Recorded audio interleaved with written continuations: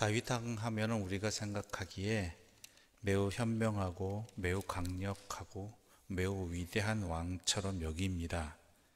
그런데 성경을 읽어보시면 아시겠지만 그렇지 못할 때도 많았다라는 것이고, 그 대표적인 모습이 오늘 본문 가운데 나타납니다. 그것은 바로 요압에 관한 부분이죠. 오늘 본문에는 요압과 아브넬이라는 아직 통일되지 않은 이스라엘 양쪽 세력의 대표적인 군사령관이 나옵니다. 아브넬은 사울 왕가를 지지하는 세력이었죠. 중심이었죠. 엄밀히 말하자면 사울 왕가를 지지하고 또한 그 밑에서 섬기는 신하로 있었지만 실제로는 모든 권력을 차지하고 있었습니다. 그것을 상징하는 행동이 뭐냐면 오늘 본문에 사울 왕의 첩을 자기가 취해버린 것이죠. 당시 왕의 첩을 취한다는 것은, 특히 선왕, 즉 앞선 왕의 첩을 자기가 취한다는 것은 자기가 왕권의 정당한 계승자라는 것을 주장하는 행위였습니다. 그래서 나중에 솔로몬이 왕이 되었을 때 아도니아가 아버지 다윗의 첩을 요구했을 때 솔로몬이 매우 분노하면서 그를 죽이려고 하지요. 그 이유가 바로 이것입니다. 그래서 아브넬의 이 행동에 대해서 이스보셋, 즉 사울 왕의 아들이 뭐라고 하죠.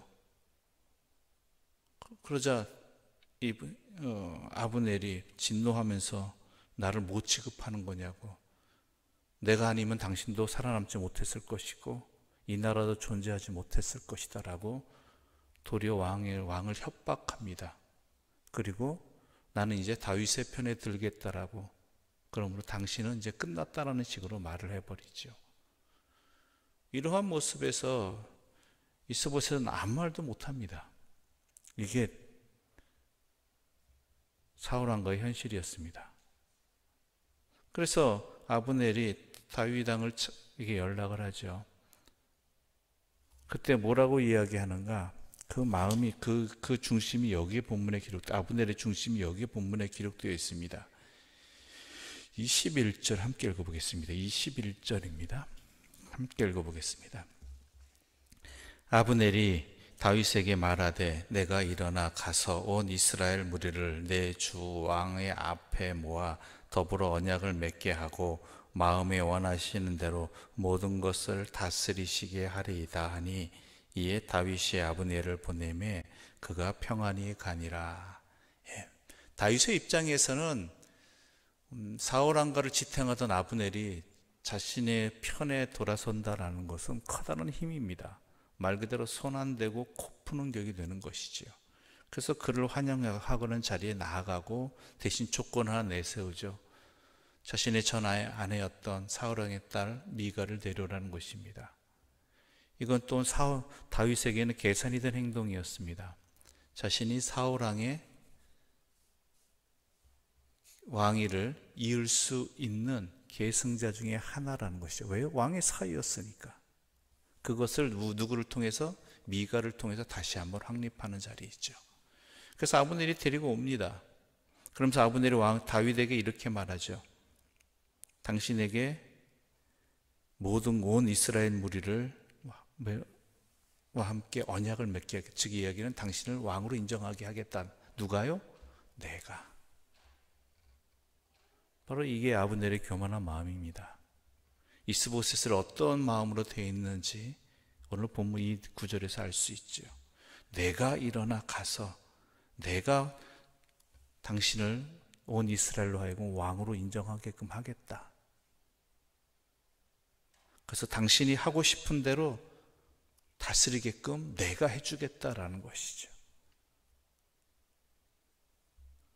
다윗은 이 아브넬의 행동에, 이 말에 매우 흡족했던 것 같습니다. 그래서 그를 평안히 돌려보내죠.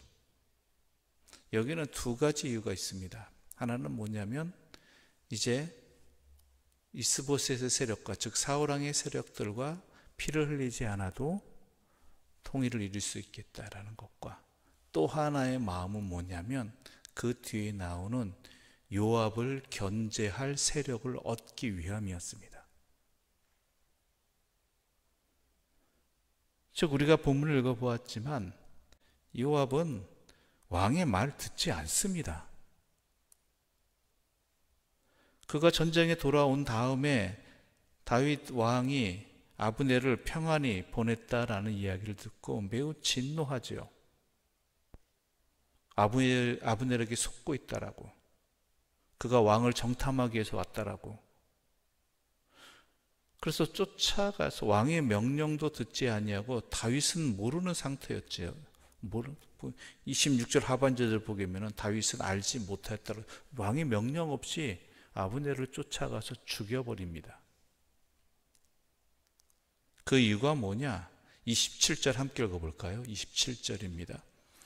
아브넬이 헤브론으로 돌아오매 요압이 더불어 조용히 말하려는 듯이 그를 데리고 성문 안으로 들어가 거기서 배를 찔러 죽이니 이는 자기의 동생 아사엘의 피로 말미암음이더라.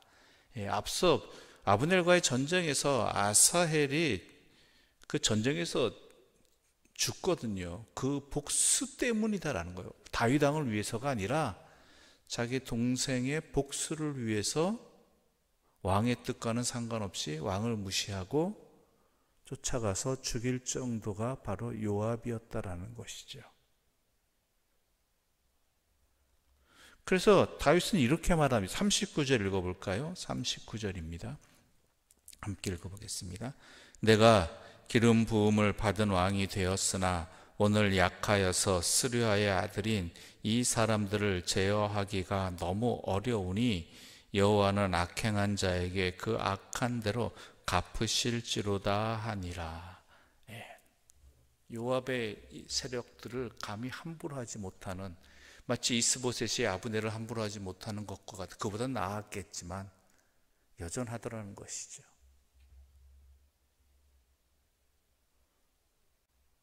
그러니까 다윗 왕도 아직 연약합니다. 부족합니다.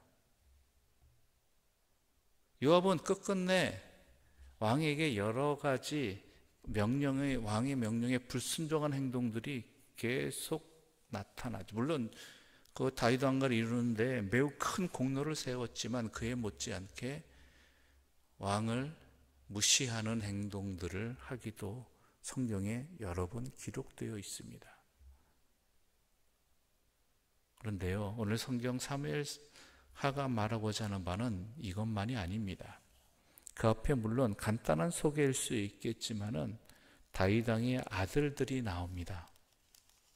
여러 아들들이 나오죠. 근데 그 특징이 뭐예요? 어머니가 다르다라는 거예요. 어머니가 다르다.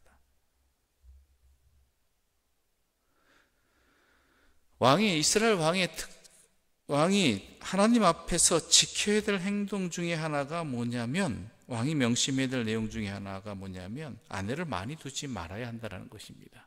많이 두지 말라고 했으니까 그 많이가 어느 정도냐라고 한다면 모르겠지만 아무튼간 자기가 감당할 수 없을 정도의 이야기가 되겠죠. 감당하지 못한다라는 것은요, 그 가정을 자기가 돌보지 못한다라면, 제대로 자녀를 양육하지 못한다라면 그거는 많은 겁니다. 때로는 자녀 한 명도 제대로 양육하기가 힘든 사람들 아닙니까? 이 이야기가 이 다윗 왕의 여러 아들들과 또한 요압의 이야기가 오늘 본문 가운데 나타나겠는데, 이것은 뭐냐면 다윗 왕의 안타까운 모습 중에 하나입니다. 다윗 왕은 하나님께 연단을 받아서 하나님 앞에 기도하는 자, 또한 하나님의 뜻을 구하는 자가 되었습니다. 그렇지만 여전히 그 자신에게만 머물러 있지 자신의 가정이나 또한 자신과 함께하는 신하들, 물론 신하들도 영향을 받아서 변화되었지만 충분하지는 않았다는 것이 바로 요압을 통해서 나타나는 것이지요. 물론 개인의 문제가 신앙에 있어서 왕이 이래라 저래라 한다고, 또한 자녀의 신앙의 문제가 어머니가 이래라 저래라 한다고 통하는 상황은 아니죠. 어렵죠. 그럴 때 어떻게 됩니까? 하나님은 분명히 말씀하고 계십니다. 나에게 구하라라고. 그리고 또한 본인의 자신의 신앙을 더욱더 제대로 성장시켜 나가는, 굳건하게 하는 그러한 모습도 있어야 된다는 것이죠. 왜냐하면 신하들이나 자식들이나 부모의 신앙에 매우 큰 영향을 받습니다. 신앙이라는 것이 특히 자신을 속속들이 아는 사람들에게 있어서는 겉으로 드러나는 신앙과 또한 자신 안에서 생활 속에서 드러나는 신앙의 모습은 차이가 있게 되면 그것이 내 자녀들이나 또한 그와 함께한 신하들에게 좋지 않은 영향을 미치고 있기 때문이지요.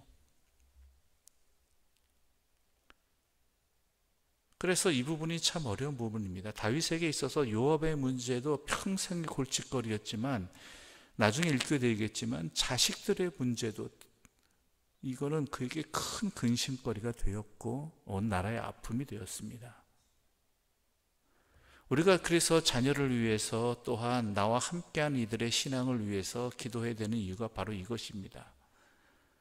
내 자신의 신앙만으로 충분하면 좋겠지만 그것으로 내 자녀들이 영향을 잘 받게 되는 경우도 있겠지만 그렇지 못한 경우들도 많이 있고요. 그래서 우리는 하나님의 도우심을 간절히 구해야 되고 하나님의 은혜 가운데 내 자녀들이 또한 나와 함께한 이들이 신앙 안에서 함께 성장할 수 있도록 믿음을 세워갈 수 있도록 하나님의 능력이 아니면 도저히 안 되기 때문입니다. 인간의 능력은 한계가 있잖아요. 다윗이라고 안 그러 가족들을 안 잘 돌보고 싶겠습니까? 나란 일을 한다는 게 쉬운 일은 아니잖아요. 그러므로 하나님께 기도해야 되고 간구해야 되는 내용이 바로 이것이지요. 오늘 본문의 내용은 바로 그것을 우리에게 또한 알려주고 있는 것입니다.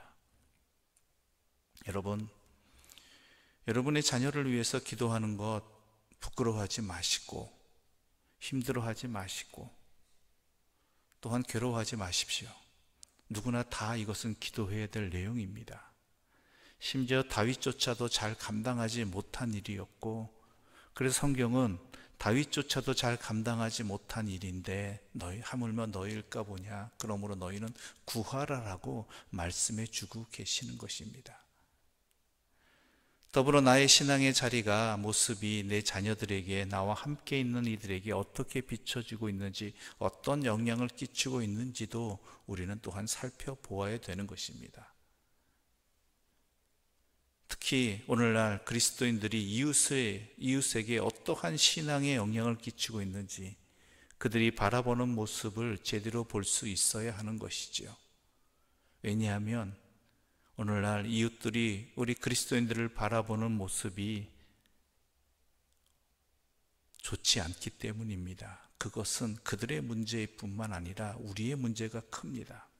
우리가 교회가 바른 하나님의 신앙의 삶을 살지 못하고 있었기 때문이고 그래서 그들 또한 그렇게 반응하고 행동하고 있는 것이지요. 우리 자신을 돌아볼 수 있는 기회가 되기를 바라고 또한 간절히 구할 때 후하게 주시는 하나님께 이러한 것을 구할 수 있는 주님의 사람들, 우리 또한 신앙인들, 우리 교회 되시기를 간절히 소망합니다. 기도드리겠습니다. 하나님 아버지 감사합니다. 오늘 우리에게 이 귀한 말씀을 들려주셔서 우리로 하여금 하나님 앞에서 우리와 우리 주변을 돌아볼 수 있게 해주셔서 감사합니다. 우리 자신의 신앙만이 충분하다면 다 된 것이라고 생각하였지만 우리로 인해서 함께 살아가는 이들이 특히 나의 가정의 자녀들이 영향을 받게 됨을 우리는 놓치고 있었습니다. 그래서 내 신앙의 자리를 제대로 보지 못할 때도 있었고 또한 내 자녀들을 제대로 신앙 안에서 양육하지 못할 때도 많았습니다. 이웃을 향해서 또한 나타내는 내 신앙의 자리도 하나님을 증거하는 삶보다는 어찌 보면 어리석은 우리의 모습을 증거하기도 하였습니다. 이제 우리 자신의 신앙의 자리를 다시 한번 하나님 앞에서 돌아보고 주님 앞에서 굳건히 하고자 합니다. 또한 우리의 힘만으로 안 되기에, 우리는 너무나 연약하기에 하나님의 도우심을 간절히 구하오니 주여 우리에게 힘을 주시고 우리를 세워주시어서 우리의 자녀들도 또한 우리 이웃들도 우리와 함께 하나님을 알아가는, 하나님 안에 서는 깊은 신앙의 사람으로 세워지게 하여 주시옵소서. 예수님의 이름으로 기도드립니다. 아멘. 하늘에 계신 우리 아버지, 아버지의 이름을 거룩하게 하시며 아버지의 나라가 오게 하시며 아버지의 뜻이 하늘에서와 같이 땅에서도 이루어지게 하소서. 오늘 우리에게 일용할 양식을 주시고 우리가 우리에게 잘못한 사람을 용서하여 준 것 같이 우리 죄를 용서하여 주시고 우리를 시험에 빠지지 않게 하시고 악에서 구하소서. 나라와 권능과 영광이 영원히 아버지의 것입니다. 아멘.